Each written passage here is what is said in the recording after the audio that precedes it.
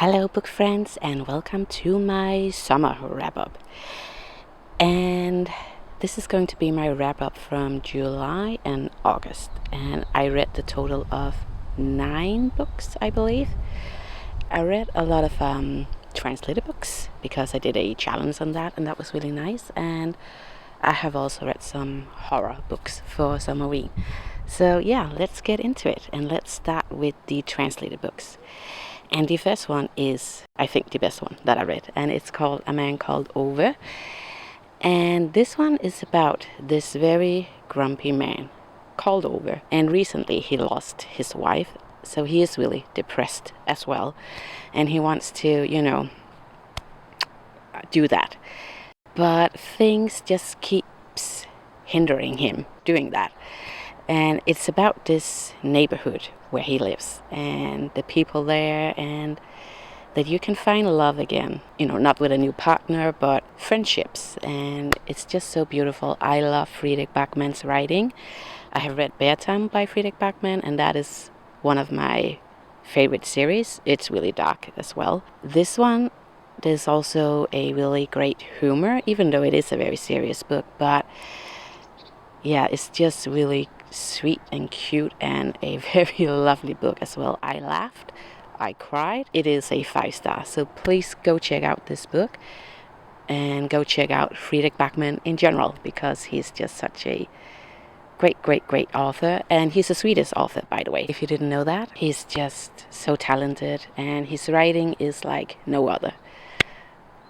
No complaints from me. Another translated book that I almost read, and this is embarrassing because this I started in July and now it is the beginning of September, but I have like 40 pages left, so that's a progress. And it's not that it is a bad book. I think it's going to be like a 3-star from me.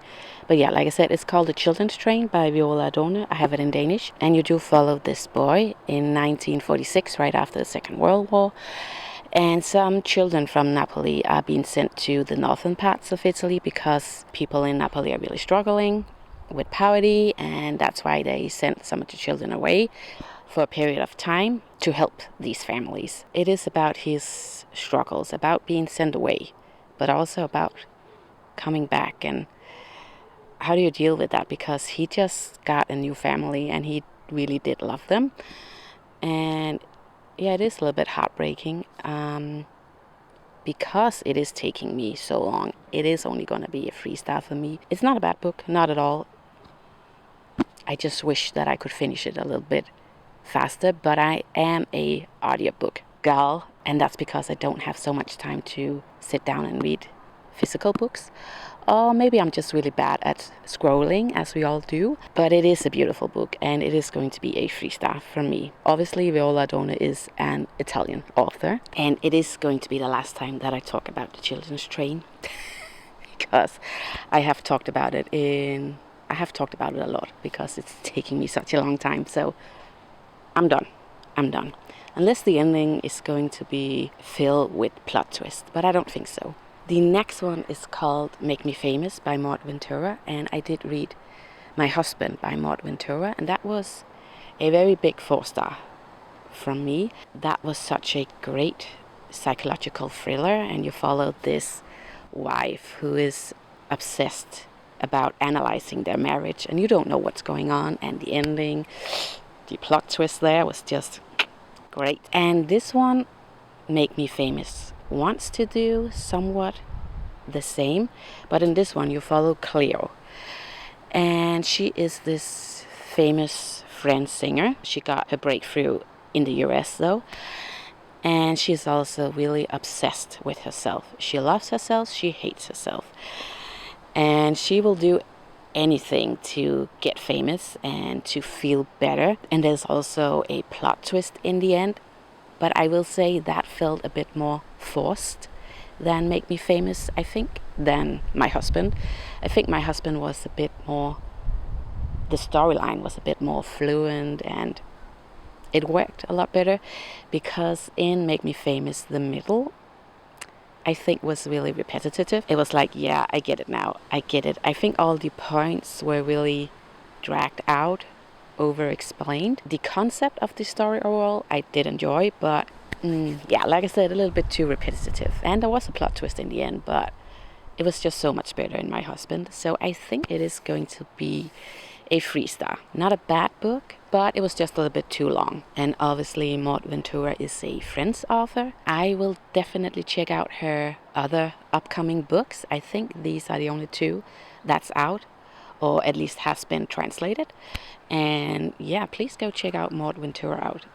She has some interesting stories there. They are very different from a lot of other books. Go check her out. The next book is also by a Swedish author, and that's Annika Norlin, and the book is called The Colony.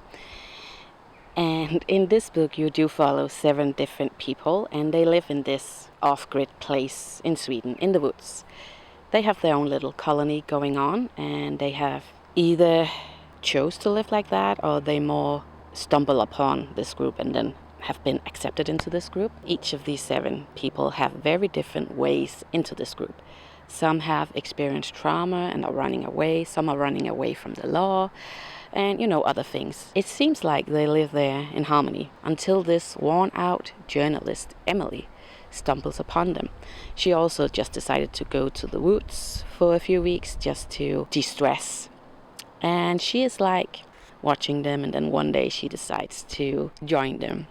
And she ruins their harmony a little bit. The story is not a linear, I cannot say that word. It goes back and forth in time. And in the beginning I was a little bit confused because there's a lot of characters to keep up with. The more and more you get into the book, it works. They do not live in harmony. It is heavy at times. You definitely get a look into some serious trauma that happened. I'm not going to spoil much more. The ending was also really interesting.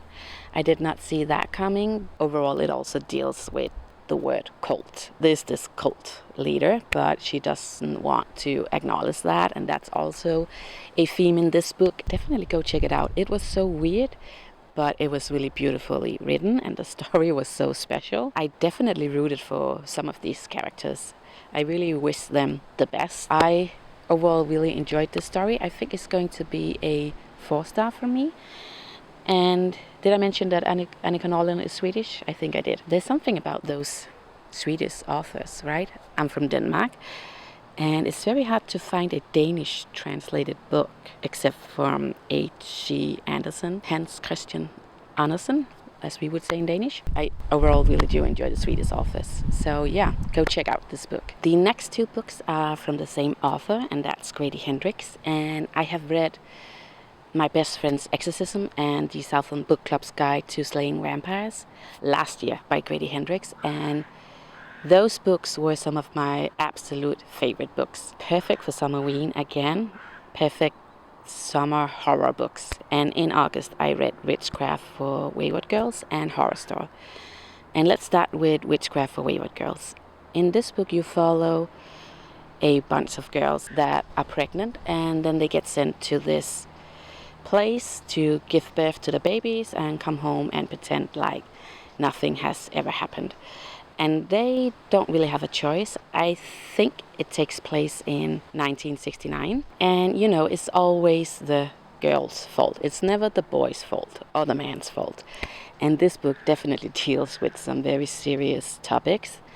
And I think it has been written after some of the very extreme laws in the US. I can imagine that that's why this book has come to light. It is a really important book, and it is a horror book. Some of these girls come across this magical book and they learn some magical spells, and there's this librarian there. Is she good? Is she bad? Things are happening. I won't spoil much more.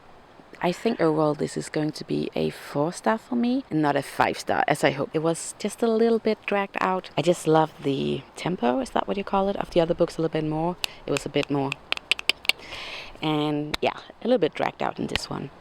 But still, overall, a really great book. And the other one that I read from Grady Hendrix is called Horrorstör. This book is so different from the other books that I have read from Grady Hendrix, because in the other books, there's this typical feministic tone to them. They are about women's rights and how women have been mistreated.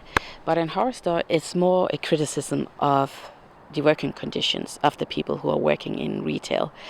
and not getting enough paid and how they are struggling financially. I think that was the overall message from this book. But anyways, you do follow this store, furniture store, and it does resemble IKEA a lot, but it's not IKEA. It's this local, very famous store. Things are happening at night, and then the manager are asking a few people to stay with him to see what's going on.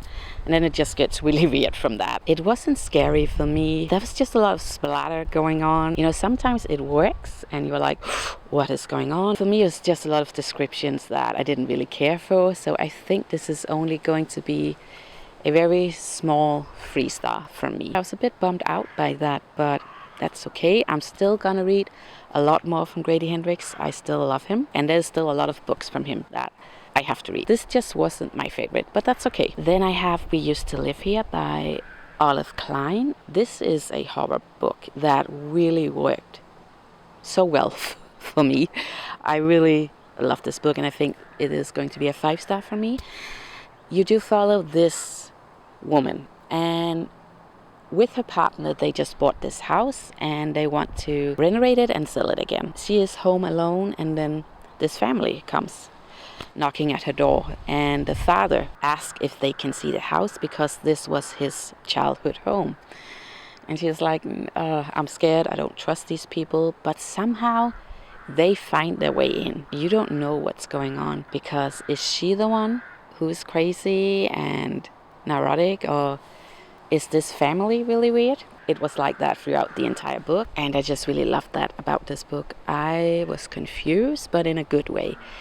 And I think there's so much to analyze. Sometimes I really don't like that, but when it's done in this way, it's great. So if you're into horror books, go check this book out. And let's move on to another great book, and that's called Sunrise Over the Reaping by Suzanne Collins. And this is a prequel to The Hunger Games, where you follow Haymit's perspective. And I'm so glad that I read this book. It was so exciting. It was so nostalgic going back into this universe. And I do want to check out the other prequel that there is too. I haven't read that one, Snakes something. Don't really want to over-explain this book because I think a lot of people know The Hunger Games. I really enjoyed this one. I really did. I didn't really have any expectations, because sometimes when a prequel is coming out so many years later, is it just for the money, or is there actually a good story there to be told? And there definitely was a great story to be told.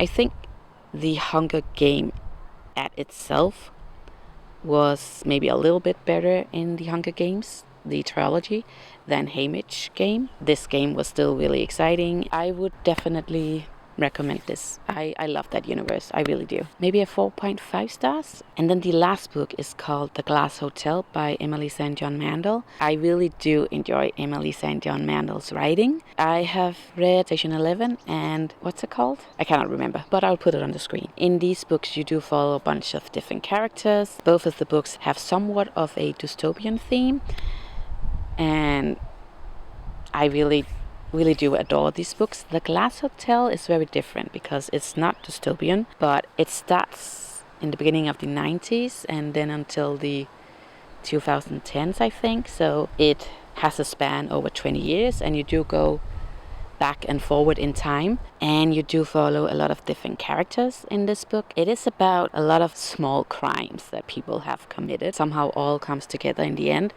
and it's also about this big crime, this Ponzi scheme, I think that's what it's called, and how that affected a lot of people. I just didn't like any of the characters. I wasn't that invested in any of the characters as I was in the other two books by Emily St. John Mandel, but I still overall enjoyed the book. So I think it's going to be a 3.5. It's just not as good as the other books, but her writing is still exceptional. Do like to put all the pieces together. That's just so great in this book as well. That was my summer wrap up. I think I went through them all. 9 books, right?